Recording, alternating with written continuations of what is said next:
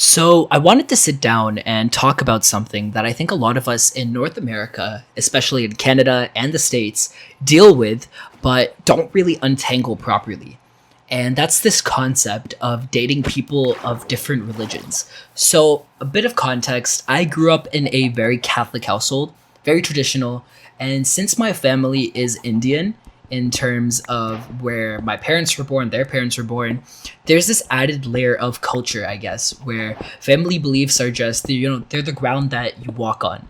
Now, my parents are very fond of their faith, and it's something that they've worked very hard to instill in me and my siblings and anyone we're around, and obviously a great thing.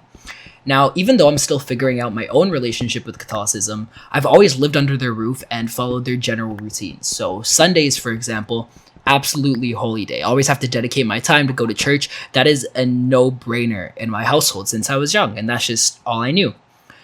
Now, we live in a society where that's not the only situation.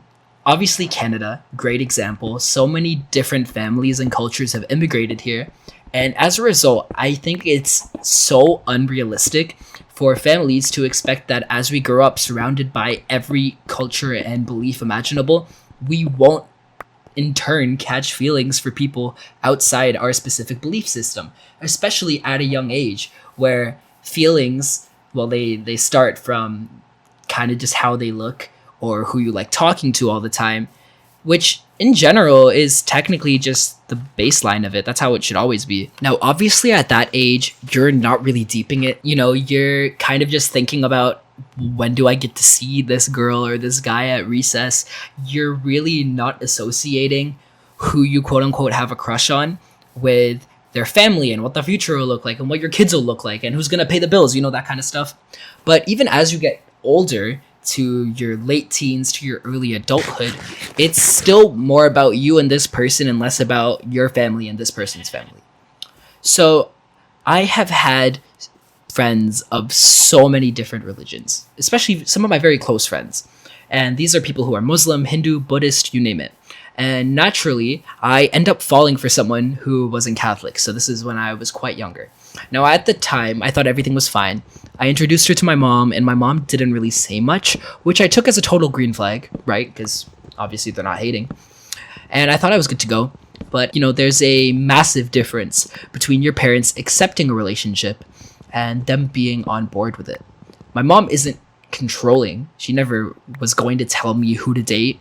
But I eventually realized she wasn't truly on board because of those fundamental differences in belief. Now, it led to a lot of resentment at first, not towards my parents, okay, don't get that twisted, but toward the situation itself. So, as an Indian guy, I happen to be very attracted to beautiful brown women. I love Indian women. I look at them. But in the real world, most of them aren't going to be Catholic. So you're kind of stuck in this spot where your heart and your upbringing are at complete odds. I eventually ended the relationship because I realized it wouldn't go where I wanted it to go if my parents weren't fully behind it. And looking back, I've realized it's less about the label of the religion and more about the upbringing itself.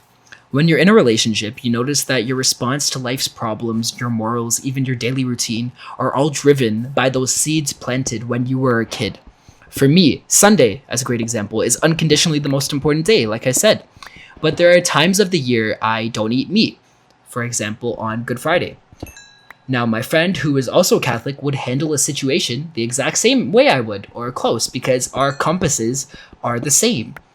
But when you're with someone from a different faith, their parents may have taught them a different way to handle things. It's not that one is better, but the outcome is different or slightly altered, and that can cause clashes. I think we need to be more open-minded, especially the parents in our lives, but we also have to be realistic. If parents want to tell their kids marry within the faith, they shouldn't just make it a rule. They should explain the challenge. They should say, look, if you choose this, you are basically committing to a lifetime of negotiating your morals, your routines, and how you'll raise your kids from scratch, which isn't a bad thing. It can be a very beautiful thing. But it's about setting those boundaries early instead of figuring it out in the middle of an argument.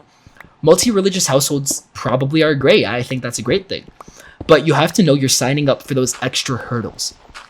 I'm not saying I'm the perfect Catholic, but I've realized that if I want a life partner, I need our responses to the world to actually line up. And honestly, looking at my generation, kids born in that late 2000s to 2010 range, I think we're going to handle this totally differently. I plan on being way more optimistic when I'm a parent because let's be real, older generations can react a little irrationally when you bring home someone that they aren't used to. It's like they just don't have the bandwidth for the surprise. Now, it's scary for them, but it's scary for us too. When I have kids, I want them to know I'm 100% on board with whoever they choose to spend their life with. As long as it's legal and safe, like if, they start dealing, then, we're gonna have a meeting. But otherwise, it's their life. I want to bridge that gap that I felt growing up. It's great to be committed to your faith, but it's also important to actually have some familiarity with the people around you. Growing up in a school environment where everyone is talking about completely different beliefs can feel so unsettling and awkward if you've only ever been exposed to one thing. You're just sitting there confused because your parents never gave you the context for the rest of the world. I don't think kids should have to learn about the world's diversity exclusively from other kids on the playground. Parents should be the ones providing that reasonable understanding. It's about being grounded in what you believe, but not being terrified of what everyone else believes, not thinking that's strange, because naturally, that is what a young person will think. That's the balance I'm striving for, knowing where I stand, but making sure the next generation doesn't feel like they're walking on eggshells just because they fell for someone who sees the world a little differently. And once again, that's not in a mental aspect. It's just a matter of what their understanding of certain morals and dilemmas are, which is completely okay.